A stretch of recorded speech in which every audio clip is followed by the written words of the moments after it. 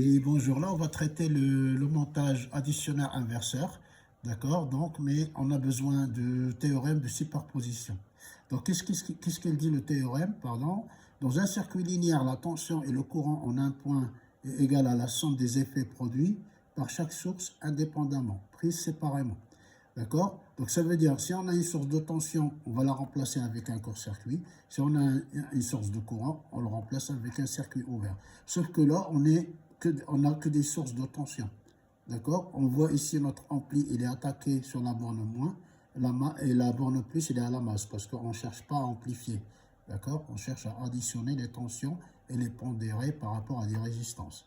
Ok? Donc, impédance d'entrée très grande, ça veut dire qu'il n'y a pas de courant qui circule.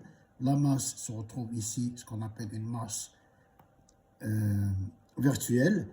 La tension V1 se retrouve aux bornes R1. Le courant, il est opposé à cette tension.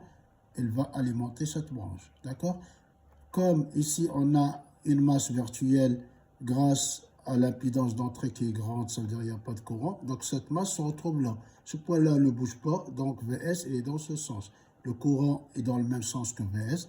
On va voir ainsi le moins. Le courant est le même sur R1 que dans R, mais on peut le calculer différemment. Le courant ici, I1 est égal à V1 sur R1, et c'est le même qui est là, mais avec une tension différente. Ici, il vaut moins VS sur R. D'accord? On fait l'égalité V1 sur R1 égale à moins VS sur R. D'accord? Ça, c'est un courant. Mais comme on va...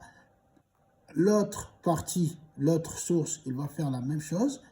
On va trouver la même chose, c'est-à-dire c'est le même courant ici. OK? C'est le même. On peut, ici, cette masse, elle est là. Donc, ce courant dans R2, c'est V2 sur R2. Cette masse, elle est là, VS n'a pas bougé. Moins, d'accord? Comme si dans le même sens que tout à l'heure. Moins VS sur R.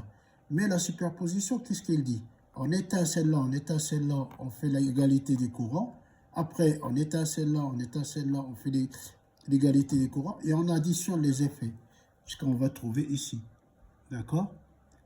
On va les additionner. Hop.